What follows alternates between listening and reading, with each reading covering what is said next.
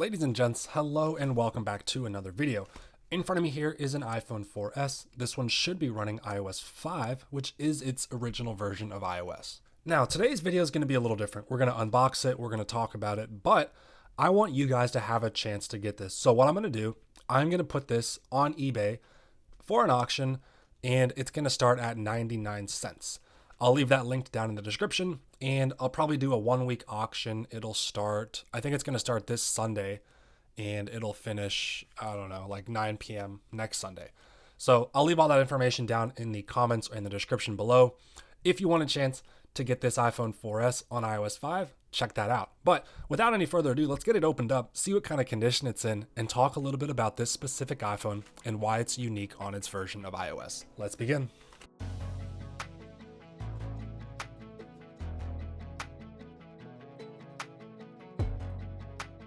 All right, here is our iPhone 4S. It is in the black color. It appears to be in very nice condition. It is a little bit dirty. We'll give that a quick clean here so we can see the true condition of the device. So starting on the rear, it is in okay condition. It does have a fair number of scratches, as you can see right there. There is a big scratch right next to the camera up there in the top left corner. So that is a little bit unfortunate, but luckily it's not over the lens itself, so it should not disturb the image quality. The aluminum frame around the device is in fair condition, no scuff marks and no dents, but there are some scratches, as you can see. On the display here, it is actually in very nice condition. There might be a few small scratches here and there, actually in better condition than the front or the back of the iPhone. Okay, let's see if it has any power. And it does. We're met with that old style Apple logo. That's a good sign. That means we have either iOS 5 or iOS 6. Obviously, iOS 5 would be a lot more interesting, so that's what we're going to hope for. All right, here we are at the setup screen, and if you couldn't tell, this is definitely iOS 5 because we do have the lock icon up there at the top. Apple removed that in iOS 6. So let me go ahead and fly through the setup screen here, and once we get to that home screen, we'll check the specs of our iPhone and make sure everything is working just like it should be.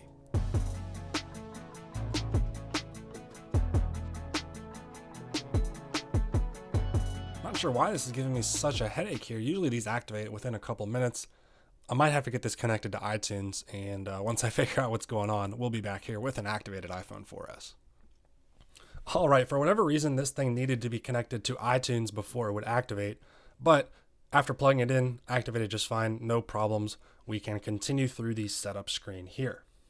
All right, here we are on the home screen, definitely iOS 5. We've got the YouTube app, and the wallpaper also indicates iOS 5.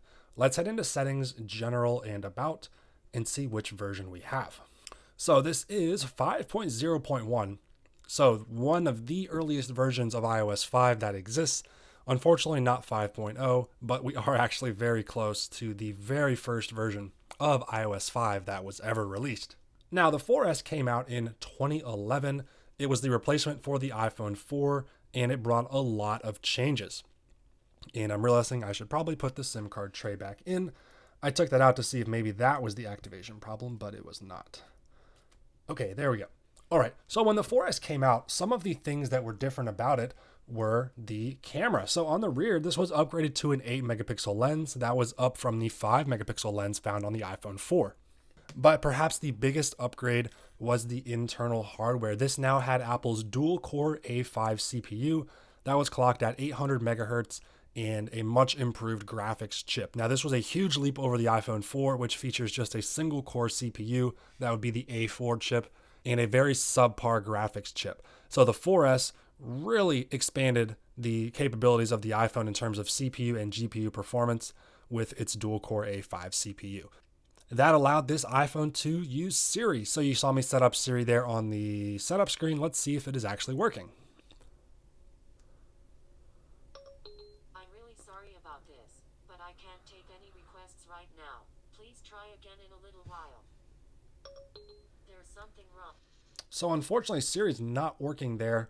I do think it works on iOS 6. We'll give that a try. What were the score of yesterday's college basketball games? Here are the results from men's college basketball yesterday. All right, so Siri is definitely working on iOS 6 here on this iPod Touch. For some reason, it is not happy here with iOS 5 on our 4S. But that being said, Siri did come out on the iPhone 4S. It was the first iPhone to feature that, and it would support it all the way through its last version of iOS, which happens to be iOS 9.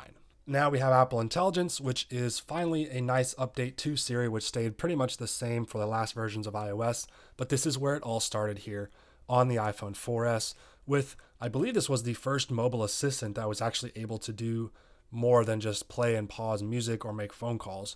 So very cool to see that introduced here on this iPhone and to get one that's never been updated. Now, what stayed the same? We've talked about the differences. What did not change on the iPhone? Well, the design. This was the exact same design as the iPhone 4. It features the same 30-pin connector. We've got a speaker and microphone down here at the bottom.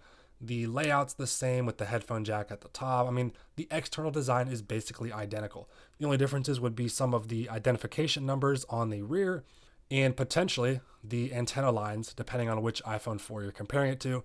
Some of them had it up here at the top. Every 4S model has them on each side, like seen here.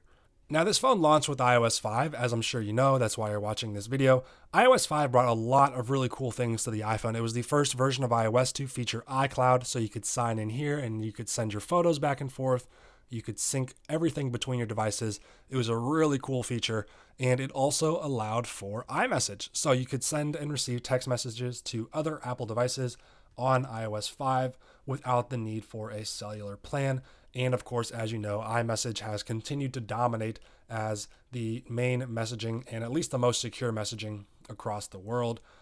I think a lot of different countries use different messengers, but personally, I enjoy iMessage. I think it's very seamless and the integration is fantastic on all of the devices. So all that said, how does the iPhone 4S hold up today? Well, it's a tiny little phone. So small. I mean, it's a 3.5-inch display. It is a Retina display, so the text and the colors do appear very nicely. It's a 60 hertz panel, which was standard up until just a few years ago, and it is very small. It's an LCD panel, nothing too fun here, but it's just fine for a vintage device like this. This was Apple's last tiny phone. The iPhone 5 would come out a year later and feature that larger 4-inch display, as you can see here on the iPod Touch.